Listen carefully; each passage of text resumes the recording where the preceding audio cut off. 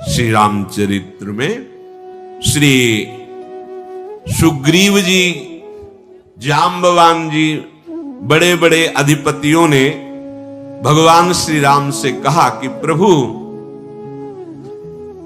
एक बार और रावण को अवसर दिया जाए, कोई समर्थ दूत भेजा जाए और वो आपका संदेश सुना दे कि आखिरी बात है, सिया जी को वापस कर दो, शरण में आ जाओ, नहीं तो अब नहीं, आगे युद्ध प्रारंभ हो जाएगा। भगवान श्री राम जी ने कहा बहुत अच्छी बात है, किसको भेजा जाए? जाम्बवान सुग्रीव जी ने विचार किया, रावण की सभा में जाना। उनका बहुत विवेकवान और महाबलशाली श्री अंगद जी हैं, युवराज अंगद को भेजा जाए। अंगद जी बहुत प्रसन्न हुए। भगवान श्री राम ने पास बुलाकर स्पर्श किया और कहा, वही करना जिससे हमारा कार्य हो और उसका कल्याण हो। तो अंगद जी ने कहा, प्रभु आप तो स्वयं सिद्ध कार्य हैं, आपका कौन कार्य करेगा? नाथ, पर आपकी आज्ञा है तो सेवक आज्ञा पर तत्पर है। अंगद जी को ऐसा महसूस हुआ मानो पूरे विश्व का बल अंगद जी में आ गया। विश्वात्मा भगवान है, अपार बल, ऐसा अनुभव हो रहा है अंगद जी को। चरणों में वंदना की और प्रभु के प्रताप का स्मरण किया और जैसे मतवाला गजराज चलता है। लंका के समीप ही है, समुद्र पार हो चुके हैं। रणबांकुरे बालपुत्र युवराज अंगद गजराज की तरह चल रहे हैं, सिंहवत। लंका में जे भी प्रवेश के हाहाकार मच गया, वही बानर आ गया जिसने लंका जलाई थी। क्योंकि अंगद जी, रावण का पुत्र, अपने निशाचर साथियों के साथ खेल रहा था, देखा तो अंगद जी से बातचीत करने लगा। कौन हो, कैसे प्रवेश कर रहे हो? अंगद जी ने कोई बातचीत नहीं की। चल रास्ते से हट जा। तो अभिमानी का पुत्र है तो उसने अंगद जी पर लात प्रहार करने की कोशिश की। पकड़ के लात उसकी 2-4 बार घुमाया, पटक दिया, मर गया। रावण का पहली शुरुआत यहां से। जे भी रावण का पुत्र मरा तो जितने भट्ट थे भागे, हल्ला मचाते जा रहे, भागो, ये वही बानर है जिसने अक्षय कुमार को मारा था, जिसने लंका जलाई थी। पहली बार आया तो सब हाहाकार मच गया, अब दोबारा आया है तो क्या करेगा? सब भाग पड़े। जाकर के सभा में पुकारा, वही आ गया जिसने लंका जलाई थी, अक्षय कुमार को मारा था। आते ही सबसे पहले रावण के पुत्र का वध किया है। रावण के पुत्र की मृत्यु, नगर में हाहाकार मच गया। सब माथा पकड़ के बैठ गए, क्योंकि पीछे भोग चुके हैं ना हनुमान जी की लीला में। सब हाहाकार करने लगे कि अब ये रावण सर्वनाश कराएगा, मान जाता तो कम से कम प्राण बच जाए। सब भयभीत हो गए। हे विधाता, अब क्या होगा? सब रो रहे हैं घरों में बैठे, क्योंकि सब देख चुके हैं ना हनुमान जी का प्रताप। जिस गली से जा रहे हैं बिना पूछे, सब ऐसे करते हो, ऐसे बता, सब आका दरवाजा उधर है, किसी को मारने की जरूरत नहीं है, पहले ही सब ये रास्ता है दरबार के लिए। दरबार के प्रथम द्वार पर अंगद जी खड़े हुए, भगवान श्री राम के पावन चरणों का स्मरण करते हुए रावण की सभा के प्रथम द्वार पर, और जैसे सिंह शिकार को तकता है ऐसे बिल्कुल सावधान है, क्योंकि शत्रु की सभा बलवान शत्रु है। तो सिंहवत आसपास चारों तरफ चितवन, कोई हरकत तो नहीं कर रहा। तुरंत एक राक्षस गया और रावण को समाचार दिया कि आते ही एक पुत्र का हनन आपके हो गया और बानर आया है, लगता है वही बानर है जो पहले आया हुआ था। रावण ने कहा, बुलाओ इस बंदर को, देखते हैं। दूत दौड़े, अंगद जी ने दूर से, चलो, सब दूर निशाचर चले। मत गजराज सिंहवत दृष्टि सभा में प्रवेश किया। सभा में अंगद जी देख रहे, मानो काजलों के पहाड़ की भीड़ लगी हो, ऐसे निशाचर हैं, बलवान, काले एकदम। भुजाएं सबकी ऐसी दिखाई दे जैसे मोटे मोटे पेड़ों की जड़ें होती हैं, ऐसे मोटी। रोमावली ऐसे जैसे कुश होते हैं ना, ऐसे रोमावली। मुंह नाक नेत्र ऐसा जैसे पर्वत की कंदराएं होती, अंदर चले जाओ बाहर निकल, ऐसे मुख नाक, ऐसे निशाचर बैठे हुए, जरा भी झिझके नहीं, जरा भी डरे नहीं। और आश्चर्य की बात यह हुई कि जो ही अंगद जी ने सभा में प्रवेश किया, सब खड़े हो गए। रावण की सभा के जैसे कोई महाजन महापुरुष पधारे तो सब सभा में खड़े हो जाते हैं। रावण बैठा हुआ है और सब सभासद खड़े हो गए।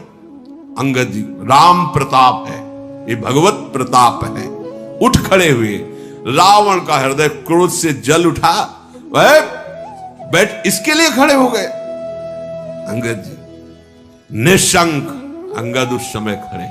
ये शंका तभी होती जब भगवान का भरोसा नहीं होता, भगवान के प्रताप को नहीं जानते, भगवान का आश्रय नहीं होता। जैसे विशाल हाथियों के झुंड में बबर शेर उतरे, ऐसे अंगद जी, कोई शंका नहीं, कोई भय नहीं, भगवान के प्रताप का स्मरण, जय श्री राम। उस सभा में बिल्कुल कोई भय नहीं, कोई डर नहीं। ये भक्त का स्वरूप होता है। भय किस बात? अखिल लोक ब्रह्मांडों का स्वामी हमारा प्रीतम है, भय किस बात का? अच्छा, मरने का भय, शरीर का भय, तो पहले उनके नाम कर चुके हैं, ये तो उनकी संपत्ति है, वो जब चाहे तब ले ले। तो भय, फिर हमारा स्वरूप तो अविनाशी है, फिर भय की कोई गुंजाइश नहीं है। कहा दसकंठ कवंत है बंदर, तुम पहले वाले तो नहीं हो, दूसरे हो, क्योंकि दर्शन में लग रहा है। कौन है तू? तो अंगद ने कहा है, दशग्रीव, मैं भगवान श्री राम का एक छोटा सा दूत हूं। अगर पूरा परिचय जानना चाहते हो तो तुम्हें हमारे पिता का बहुत बढ़िया परिचय है। 6 महीना कांख में रहे हो उनकी, बाली पुत्र। मैं अंगद हूं और मेरे पिता 6 महीना ऐसे रावण को दबाए हुए संध्या वंदन करते रहे। तुम्हारी भलाई के लिए आया हूं। तुम उत्तम कुल में पैदा हुए हो, पुलस्त ऋषि के पौत्र हो, भगवान शंकर जी की आराधना की है, ब्रह्मा जी की आराधना की है।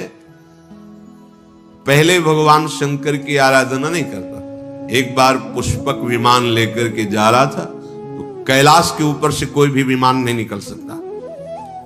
नंदिकेश्वर जी प्रकट हुए और गए, घुमा के ले जाओ, ये भगवान शिव का वास स्थान कैलाश पर्वत है, इसके ऊपर से कोई विमान नहीं जाता।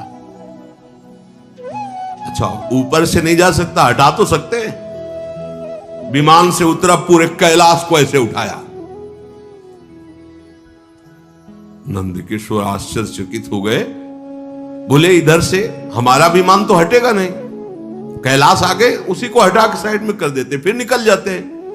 इतना अभिमानी कि उतरा, पूरे कैलाश को उठा लिया। भगवान शिव मुस्कुराए। नंदकिशोर ने कहा, प्रभु ये तो बहुत अभिमानी, ऐसे चरण रखा, अंगूठा रखा, जे ही रखा तो दब गया। अब जब दबा तो उसे लगा कि अब तो मरी जाएंगे अगर भगवान शंकर कृपा नहीं। अद्भुत तांडव, जो तांडव स्तोत्र है, जटाटवी गलत ज्वल प्रवाह पाव, ये विद्वान तो था। उस दिन से इसने अनन्य भक्ति भगवान शिव की शुरू कर दी। ब्रह्मा जी से तो पहले ही वरदान प्राप्त किया था। अंगद जी कह रहे, तुम भगवान शिव के भी भक्त हो और ब्रह्मा जी के द्वारा तुमने वरदान प्राप्त किया है, तुम्हारा यश है, बड़े लोकपाल राजाओं को तुमने अधीन किया है। बस एक भयंकर गलती कर दी, तुम जगत जननी सिया जी का हरण करके लाए हो। अब मैं तुम्हें हित की सलाह आखिरी बार दे रहा हूं, उसके अनुसार चलो। प्रभु श्री राम जी ऐसे करुणामय हैं, चाहे जितना कोई अपराध किया हो, अगर शरण में चला जाए तो उसे क्षमा कर देते हैं। तुम ऐसा करो, उपाय बता रहे हैं। दांतों में तिनका दबाओ, गले में कुल्हाड़ी डालो ऐसे, और कुटुंबियों सहित, अपनी स्त्रियों सहित, अब पहले तो तुम जाकर के जानकी जी को वापस, अब नहीं, अब तो दांतों तले तिनका दबाओ, गले में कुल्हाड़ी डालो और अपने जो बड़े बड़े यूथपति हैं और अपनी स्त्रियों सहित और जानकी जी को आगे करो, तो तुम्हारी प्राण रक्षा हो जाएगी। भय छोड़ो, मैं साथ रहूंगा, कोई तुम्हें भय नहीं रहेगा। हमारे प्रभु प्रणत पाल है, उनका एक प्रण है कि जो शरण में आ जाए, कोई भी हो, कैसा भी हो, उसे स्वीकार कर लेते हैं। आप बस जाकर के बोलना, हे श्री राम मेरी रक्षा करो, रक्षा करो, रक्षा करो। प्रभु उसी समय तुम्हारे सारे अपराध क्षमा कर देंगे, तुम्हें निर्भय कर देंगे। रावण बोला, अरे बंदर उठ, संभाल के बोल, मैं राम से क्षमा मांगूंगा? तूने समझा नहीं, तूने मुझे जाना नहीं। अंगद से कह रहा, मुझे जान। अहंकार बस यही बड़ा विचित्र रोग है कि ये किसी की समझता नहीं। अहंकार समझता नहीं, ये सबसे बड़ा दोष है, और यही जन्म मरण का मूल हेतु है। संस्कृति मूल शूल प्रद नाना, सकल शोकदायक अभिमाना। अभिमान को पसंद नहीं किसी की बात, उसके मन में जो आएगी वही करेगा। तूने मुझे कहा मित्र, किस नाते से तू मित्र लगता है मेरा? कौन सा राज्य है, कितना बड़ा तू बलवान है, मेरा रावण का मित्र?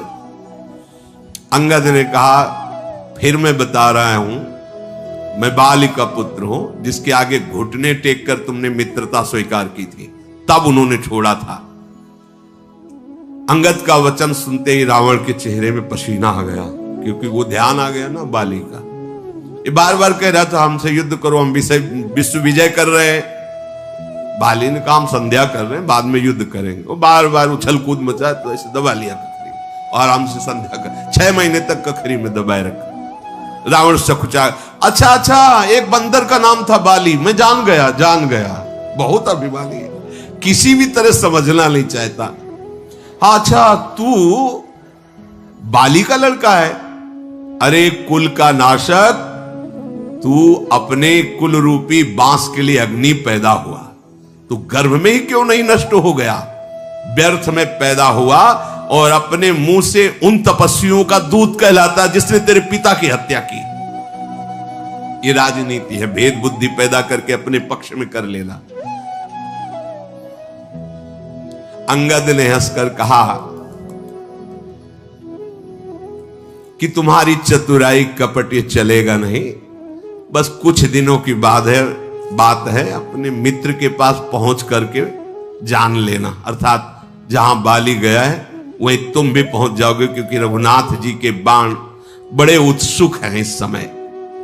राम विरोध करने पर जैसी बात होती है वैसी तुम अनुभव करोगे, सुनाने की जरूरत नहीं है। अरे मूर्ख रावण, सुन, ये भेद नीति उसके ऊपर काम करती जिसने भगवान का आश्रय नहीं लिया। भेद नीति बड़ी काम करती है, हम तो देखते हैं ना भेद नीति का प्रयोग बड़ा। अगर अपनी बुद्धि को संभाला नहीं तो माया भेद नीति के द्वारा परमार्थ से आपको नष्ट कर देगी। भेद नीति पर उस पर प्रभाव पड़ता है जिसने अपने हृदय को भगवान के चरणों में समर्पित नहीं किया। अच्छा, तो तुमने हमें कुल का नाश करने वाला कहा, तो तुम अपने कुल के रक्षक हो? अरे अंधे भी ऐसी बात नहीं कहेंगे, तुम्हें दिखाई नहीं दे रहा है? तुम्हारे तो 20 नेत्र और 20 कान है, तुम्हें नहीं दिखाई दे रहा कि तुम कुल घातक हो कि हम कुल घातक हैं? ब्रह्मा, शिव, देवता, मुनि समुदाय सब जिनके चरणों का आश्रय लेकर भजन करते हैं, मैं उनका दूत हूं, तो मैंने कुल डुबो दिया, और तू उनकी प्रिया का हरण करके लाया है, और जब से लाया है तब से तेरे कुल में अमंगल ही अमंगल हो रहा है, तू अपने कुल को बढ़ाने वाला बन गया। अंगद की कठोर बात सुनकर रावण की आंखों में मानो आग पैदा हो गई, ऐसा क्रोध। अरे दुष्ट, मैं तेरे सब कठोर वचन इसलिए सह रहा हूं कि मैं नीति को जानता हूं कि दूत को मारना नहीं चाहिए, इसलिए तुझे नहीं मार रहा हूं। अंगद ने कहा तुम्हारी नीति भी हमने बहुत सुनी है, बड़े तुम धर्मशील हो, पराई स्त्री के ऊपर गंदी दृष्टि रखने वाले, अपहरण करने वाले, तू कहता है नीति को मैं जानता हूं। पूरी सभा उसकी बैठी हो, भारी सभा में उसका ऐसे कठोर वचनों से अपमान। दूत की रक्षा करने की बात तो आंखों से देख ली, धर्म के व्रत को धारण करने की डींग मारने वाले तू डूब कर क्यों नहीं मर जाता? अपने मुंह से अपनी बड़ाई कर रहा है, तुझे शर्म नहीं आती? नाक कान रहित बहन को देखा तो तुमने धर्म विचार करके ही तो क्षमा किया। बड़े क्षमावान हो तुम, तुम्हारी धर्मशीलता बड़ी जगजाहिर है। मैं भी बड़ा भाग्यवान हूं जो तुम्हारे जैसे धर्मात्मा का दर्शन पा रहा हूं। अंगद जी ने ऐसा कह करके बहुत हंसी उड़ाई। रावण ने कहा तू मूर्ख बंदर बक बक कर रहा है, तू मेरी भुजाओं को नहीं देख रहा है? अरे लोकपाल भी डरते मेरी भुजाओं को देख करके। तूने सुना होगा आकाश रूपी तालाब में मेरी भुजाओं रूपी कमलों पर बसकर शिव जी सहित कैलाश हंस के समान शोभा पाया था। 20 बार कैलाश पर्वत को इन भुजाओं से उठाया है। अंगद सुन, तेरी सेना में बता कौन ऐसा सुभट है जो मेरी इन भुजाओं से भिड़ सके? है कौन उसमें जो मेरे से युद्ध कर सके? और तुम और सुग्रीव कोई वीर हो क्या हमारे सामने? और आप विभीषण डरपोक, वो हमारे सामने खड़ा होगा। और जाम्बवान बुढ़ापे को झेल नहीं पा रहा है, इतनी बुढ़ापा अवस्था है। अब लड़ाई में है कौन तुम्हारे पक्ष में जो हमारे सामने खड़ा हो सके? अच्छा, जिन्होंने पुल बनाया नल नील, शिल्पी है, कोई योद्धा है? हां, एक बानर बहुत बड़ा योद्धा है जो पहले आया था लंका में। मानता हूं कि वो योद्धा है, क्योंकि एक ही से मुलाकात अभी हुई है, उसको तो मानता हूं कि योद्धा है। अंगद ने कहा राक्षस राज, सच्ची बात मानते हो कि वो योद्धा है? अरे वो जब से नगर जला के गया है, जिसे तुम जगत विजयी योद्धा कह रहे हो, वो हमारे यहां का सबसे छोटा बानर है। अब अंगद जब वो अपनी डींग हाँक रहा है तो उसके अहंकार का दमन करने के लिए बोले हमारे यहां सबसे छोटा सेना का बानर है जिसे तुम जगत विजयी योद्धा कह रहे हो। और सही बात, तुम उसे मानते हो योद्धा? रावण, तुमने जिसे योद्धा कह के सराया वो सुग्रीव का एक छोटा सा दूत है, चलने में बहुत। जब से खबर लेने के लिए भेजा गया था तो बिना आज्ञा के उसने नगर जला दिया था। आज भी वो सकुच में है कि कैसे भगवान के सामने जाऊं। उनकी आज्ञा का उल्लंघन हुआ क्योंकि भेजा गया था खबर के लिए, तुम्हारे पुत्र को मार डाला, लंका जला दी, तो वो आज भी सकुच में है और हमारे यहां का सबसे छोटा योद्धा है। रावण, तुम सब सत्य कहते हो, मुझे सुनकर कुछ भी क्रोध नहीं आ रहा। सचमुच हमारी सेना में एक भी ऐसा नहीं है जो तेरे से लड़ने में शोभा पावे। प्रीति और बैर तो बराबरी वालों से करना चाहिए। यहां तो ऐसा है जैसे सिंह और मेढक, तुम सब निशाचर मेढक हो और राम सेना सब सिंह है। भला सही बात कहते हो, जोड़ नहीं है तुम्हारे, जोड़ नहीं। जैसे सिंह और मेढक का, ऐसे तुम सब मेढक हो। यद्यपि तुम्हें मारने में हमारे प्रभु श्री राम की लघुता है, पर तूने बड़ा दोष किया है रावण। प्रभु का क्रोध तेरे को भस्म कर देगा। मेरी बात मान ले, प्रभु की शरण में हो जा। अंगद जैसे बार बार ऐसे वचन बोल रहे हैं, रावण हंसकर बोला, बंदर में एक गुण तो दिखाई दे रहा है, इसको जो पालता है, खवाता है, पिलाता है, वो उसी के अधीन चेष्टा करता है। ये गुण तो इसमें दिखाई दे रहा है। इसको जो बंदर को जो पाले, खवावे, पिला, उसके अनुकूल चलता है, उसके अधीन चलता है। ये तेरे में तो गुण दिखाई दे रहा है कि तू अपने स्वामी के अनुकूल है। बंदर जो अपने मालिक के लिए लाज छोड़कर जहां तहां नाचता है और नाच कूद कर लोगों को रिझाकर अपने मालिक का पोषण करता है। हाँ, ये तेरे में है अंगद। तेरी जाति जो बंदर है, स्वामी भक्त है, तू अपने मालिक के जितने भी गुण गा रहा है, तो समझदार लोग बंदर के द्वारा मालिक का किया हुआ आदर स्वीकार नहीं करते। हम समझदार जन हैं, तेरी जली कटी बातों को सुनकर उस पर ध्यान नहीं देते, नाराज नहीं होते। अंगद ने कहा, बड़े गुण ग्राहक हो। हनुमान जी ने सुनाया था तुम्हारे गुण ग्राहक की बात।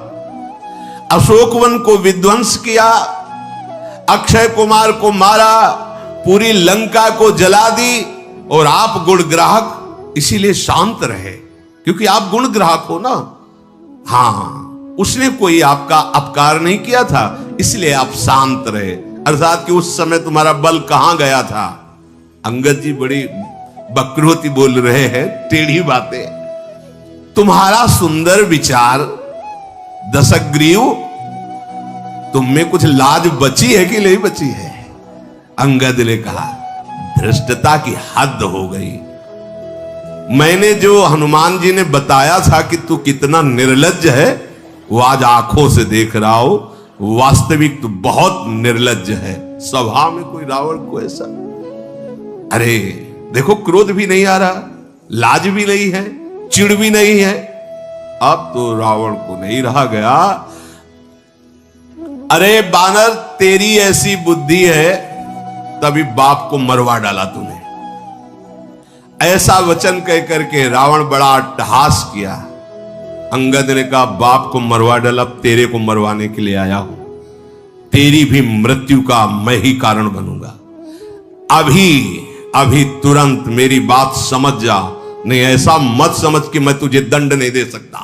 अंगद ने, अरे नीच अभिमानी, बाल के निर्मल यश का कारण जानकर मैं तुझे नहीं मार रहा हूं। रावण ने कहा, नहीं तो बता, रावण जैसा है कोई त्रिभुवन में? गजब का अभिमानी, बस उसको अपनी याद आ रही बार बार। अंगद जी ने कहा, रावण सुनना चाहते हो कि? हमने तो जो रावण सुना है, उनमें से कौन वाले तुम रावण हो, जरा बताना। बलि ही जितन एक गयो पताला, राखियो बांध शिशुन है साला। एक गया था बलि जी को जीतने, बामन बलि, पाताल में। तो वहां के जो खेल रहे थे कुछ लोग, तो रावण को बांध करके है साला घोड़साल में डाल दिया था, और खेल खेल में खूब लात मारते थे उसको।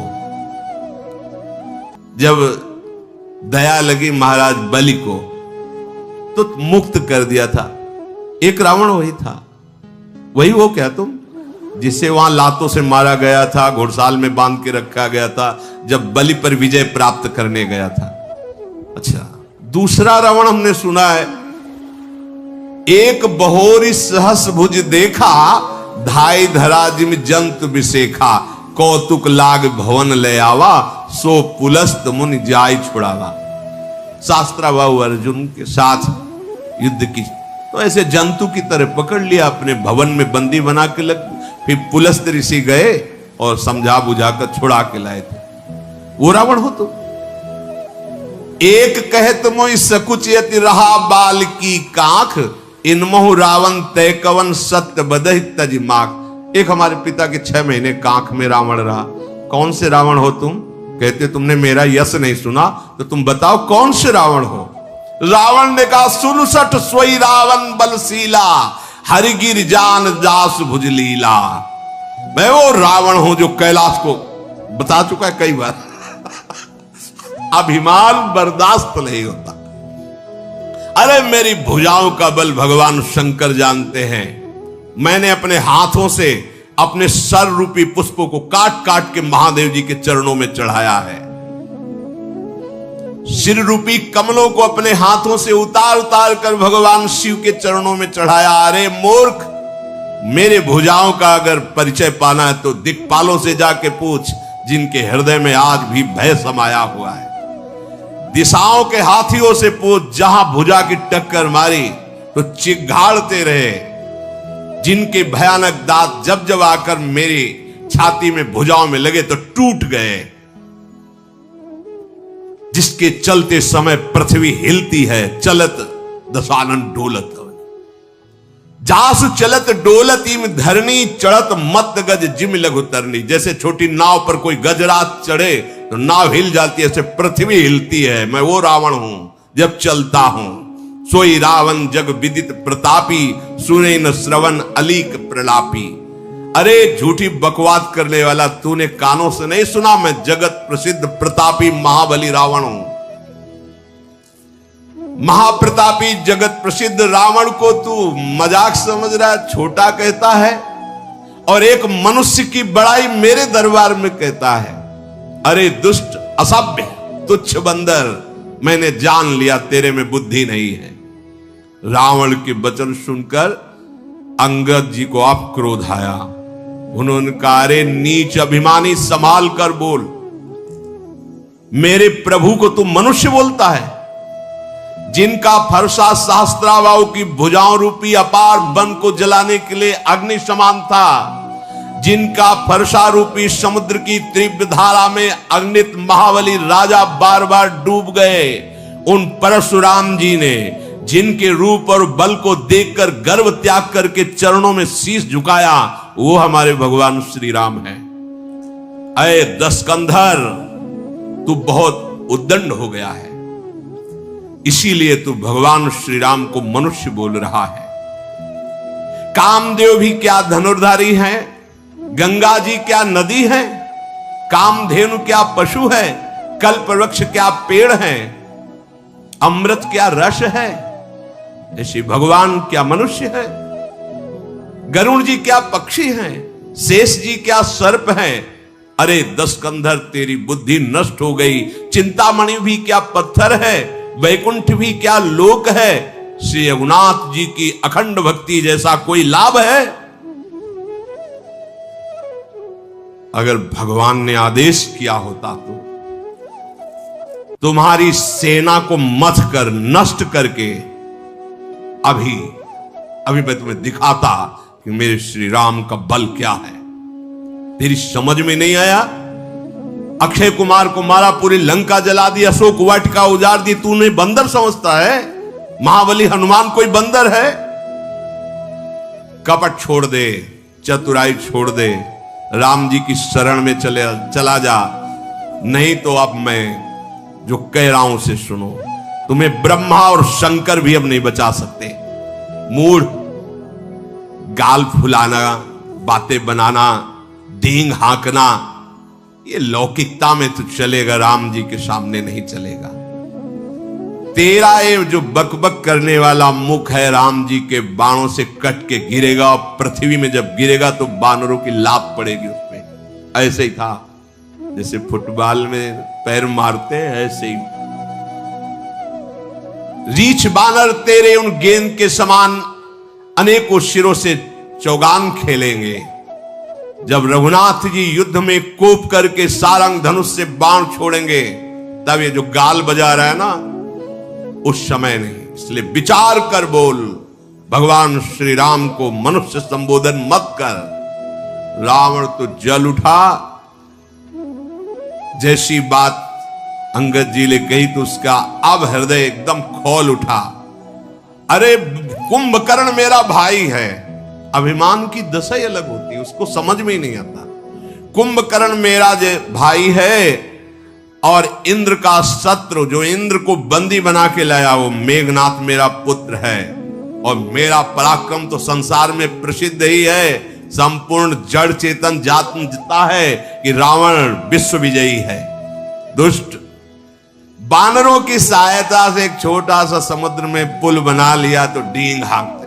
गजब का अभिमानी है। छोटा हाथ तक नहीं बना पाया, और छोटा पुल देखो, अभिमान क्या है, एक छोटा सा पुल बना दिया समुद्र में। समुद्र को तो एक छोटे छोटे पक्षी लांघ जाते हैं, उड़ जाते हैं, महावीर हो जाते हैं क्या? रावण कह रहा है। मूर्ख है तू बंदर, सुन, मेरी एक एक भुजा रूपी समुद्र बल रूपी जल से पूर्ण है, जिसमें बहुत से देवता और मनुष्य डूबकर मर चुके हैं। कौन ऐसा सूरवीर है जो मेरी इन भुजाओं का बल जो है उसको पार कर पावे। फिर वही शुरू कर दिया, दिक्पालों से जाके पूछो इन भुजाओं का बल, तेरा मालिक डर जाएगा जब सामने जाऊंगा।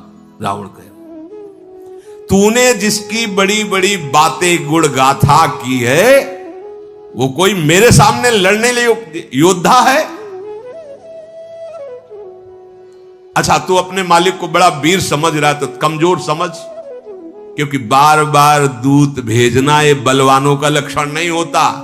रावण कह रहा है, देख मेरी बात मान, अपने स्वामी को समझा दे, जाके वापस हो जा, मेरी भुजाओं को देख, ये कैलाश को उठाने वाली। फिर बोला, भगवान शंकर साक्षी, मैं झूठ नहीं बोल रहा हूं, कई बार कैलाश उठाया है, उन्हीं के बल से उठाया। अभिमानी पुरुष जैसे कभी कुछ तो 1000 बार कहेगा कि तुम्हें क्या पता, वृंदावन जाते 200 साधुओं को भोजन 5 संत बोले कि ऐसा भोजन तुमने कभी पाया ही नहीं। अगर कहीं सुकृत बन गया, कोई भगवत आराधना बन गई तो विश्व में क्या करें, पैसा देके टीवी में चलवा दे।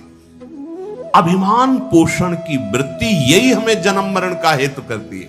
करो पर भगवत प्रसन्नता के लिए करो, नहीं तो यह अभिमान ये चुप नहीं रहने देगा।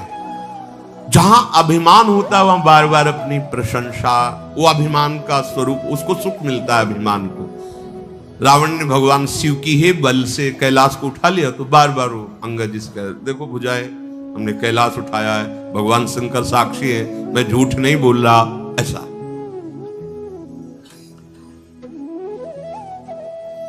मस्तकों के जलते समय जब मैंने अपने ललाटों पर लिखे हुए विधाता के अक्षर देखे, वो जब आहुति करता था अपने सर की, तो मैंने उसमें देखा था मेरी मृत्यु लिखी थी मनुष्य के हाथ से। तो मुझे बहुत बड़ी हंसी आई कि विधाता भी लिखने में चूक कर दिया, मुझे मनुष्य मारेगा, मेरा तो आहार मनुष्य है, मार कैसे सकता है। तो विधाता ने भी असत्य लिखा था। जब मैं अपने सर काट के हवन कर रहा था शिव प्रसन्नता के लिए, तो जलते हुए भाल पर लिखा देखा था कि मेरी मृत्यु मनुष्य के हाथ से। तो मुझे हंसी आई कि विधाता भी असत्य लिखता है, भला मेरी मृत्यु किसी मनुष्य के हाथ से होगी। मेरे मन में किसी का भी भय नहीं है, क्योंकि मैं समझता हूं कि ब्रह्मा जी बूढ़े हो गए हैं, लिखने में गलती हो गई है, मेरी मृत्यु मनुष्य से नहीं हो सकती। और मूर्ख, तू बार बार लज्जा मर्यादा छोड़कर रावण के सामने उन मनुष्यों की बात करता है। अंगद ने कहा, अरे रावण, मुझे तुम लज्जा रहित कहते हो, पर तुम बहुत बड़े लज्जावान हो। लज्जाशीलता तुम्हारा स्वभाव है, क्योंकि तुम जैसे निर्लज्ज बार बार अपने मुंह से अपनी बड़ाई गा रहे हो। सिर काटा कैलाश उठाया, सिर काटा कैलाश उठाया, यही तो उस समय से बोल रहे हो। लेकिन तेरा हृदय में देख रहा हूं कि कांप रहा है राम जी के भय से, तभी तू बड़ाई बार बार कर रहा है। अब बस कर, सर काटने से कोई सूरवीर नहीं हो जाता, जादूगर भी अपना सर काट के दिखा सकता है। इंद्रजाल रचने वाले ऐसे खेल बहुत से करते हैं, शरीर के कई टुकड़े, और फिर थोड़ी देर में वो वैसे ही खड़ा हो जाएगा। बहुत से पतंगा मोहवश आग में जल जाते हैं तो वो कोई सूरवीर नहीं होते। और बहुत बोझा उठा लेने से कोई महावीर नहीं बन जाता। गधों के बोझा लदा करता है, वो सूरवीरों में नहीं आते। जो बार बार कह रहे कैलाश उठाया कैलाश, अंगद जी कह रहे तेनर सूर कहा वहीं समुझ देख मति मंद, जरहि पतंग मोवस भार बहाई खरबृंद। गधा बहुत भार ढोता है तो भार ढोने के कारण कोई सूरवीर नहीं कहे, और पतंगा मोहवश आग में जल जाता है, ये कोई सूरवीर नहीं कहे जाते। अब अभिमान त्याग दे, फिर तेरे से प्रार्थना कह रहा हूं, रघुनाथ जी से संधि कर ले, तेरा मंगल हो जाएगा। कृपालु राम जी ऐसे हैं कि उनका यश तेरे मारने में नहीं होगा, क्योंकि जिसे सिंह किसी खरगोश को मारे तो कोई यश की बात है। अरे अनंत बलशाली प्रभु श्री राम तुझ जैसे नीच पुरुष को मारेंगे? मूर्ख, मेरे वचन मान ले और ये मत कहे कि कमजोर आदमी दूत भेजता है। मैं कठोर वचन केवल प्रभु की आज्ञा के कारण, नहीं तो जानता है थप्पड़ से तेरे मुंह तोड़कर अभी सियाजू को ले जाता। अंगद जी ने बहुत बात कही। नाई तकरी मुख भंजन तोरा ले जाते हो सीता। तुम जो कह रहे हो कि कमजोर आदमी बार बार दूत भेजता है, तो मैं प्रभु का एक छोटा सा दूत हूं, थप्पड़ से तेरे 10 मुख तोड़ता और सियाजू को अभी ले जाता और जबरदस्ती तेरे इन सब यूथपतियों को बंदी बना लेता। तेरा बल तो मैं उसी समय जान गया था जब तू सियाजू का अपहरण किया। अरे राक्षसों का राजा, अरे अभिमानी, मैं सुग्रीव का एक छोटा सा सेवक हूं, भगवान के अपमान से डर रहा हूं क्योंकि उनकी आज्ञा का उल्लंघन न हो जाए। नहीं ऐसा तमाशा दिखाता, जैसे तूने कहा ना, मालिक के लिए तमाशा दिखाकर बंदर पैसा इकट्ठा करता है, बड़ा वफादार होता है। तो अगर मुझे अपने स्वामी के अपमान का भय ना होता, आज्ञा उल्लंघन का, तो ऐसा तमाशा दिखाता।